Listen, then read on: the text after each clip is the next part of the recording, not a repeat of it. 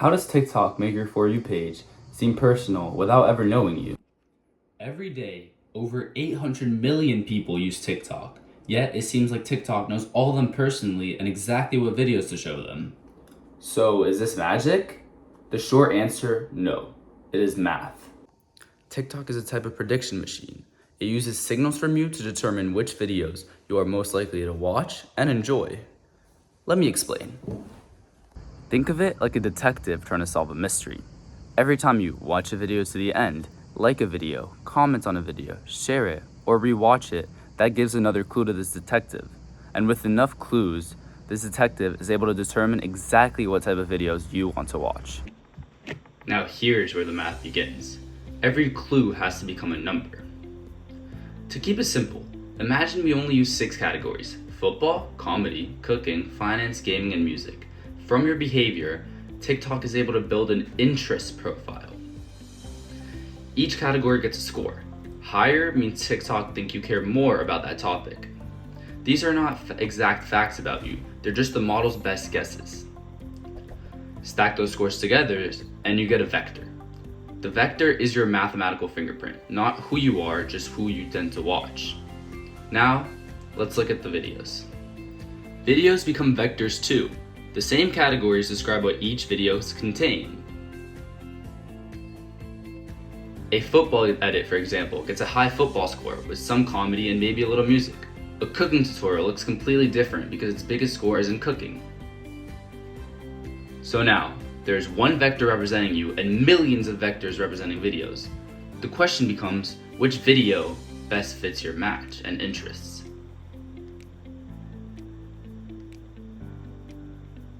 That is where linear algebra comes in. But first, let's take a step back and explain what linear algebra even is to begin with. Linear algebra is the branch of math that allows us to work with vectors. And I know that may sound a little bit annoying or a little bit boring, but trust me, it's much simpler than you think.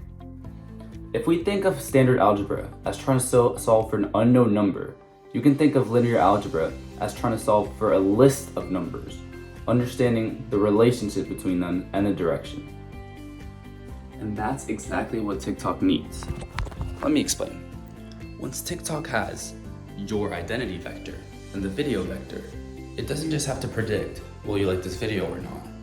It can compare the two vectors, and that is when linear algebra comes to play.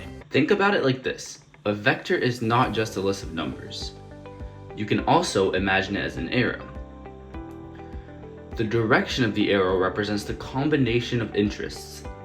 So if this is your vector and this is a video vector, the question becomes, are these arrows pointing in a similar direction?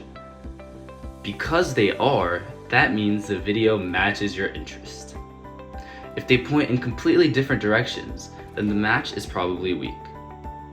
Let's simplify everything to only 2 categories, football and comedy. If your vector points strongly towards football and comedy, that means TikTok thinks you like both of them. Now, let's imagine a football comedy video. Its vector points in almost the same direction as yours. That is a strong match. But now, let's imagine a cooking tutorial. Its vector points somewhere completely different. Nothing against cooking tutorials, but mathematically, this video has walked into the wrong room. So, instead of just asking, do you like the video, TikTok can ask a more mathematical question. How small is the angle between the 2 vectors? A small angle would relate to a strong match, and a big angle would correlate to a weak match. Also, if both arrows face the same direction, that means it is a very strong match. Completely different directions means it's probably not your thing. This is the core idea behind something called cosine similarity. In short, cosine similarity gives one matching score, shown in this equation. Now, I know this formula looks like it was written by someone who hates happiness, but the idea is not that scary. It gives a similarity score between 2 vectors. A score close to 1 means the user and the video are very similar, while a score close to 0 means they're not really related. So TikTok does not need to understand the video the way a human does. It just needs to calculate how well the numbers line up. So going into the dot product, the top part is called the dot product. This product rewards overlap. That means that if you like football and the video is about football, for example, the score goes up. But if you like comedy and the video is funny, the score will also go up. But if the video is about something you never watched, that part barely helps. So the dot product is basically saying how much do your interests and the video's features agree with each other.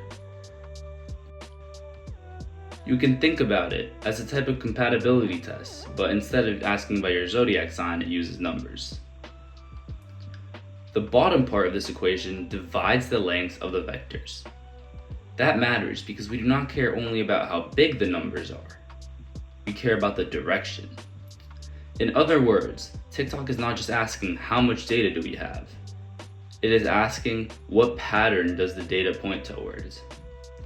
That is why direction matters so much. Two vectors can have different sizes, but if they point in the same direction, they can still represent similar interests. Now, repeat this process for millions of videos. Each video gets compared to your vector. Let's say one video gets a similarity score of 0.92. Another gets 0.71, and another gets 0.18, and another gets almost 0. Now TikTok can rank them. The videos with the strongest scores are more likely to appear on your For You page. That is why your feed does not feel random. It is a ranked list of predictions. But the story does not stop there. Because after TikTok shows you the video, it watches what you do next.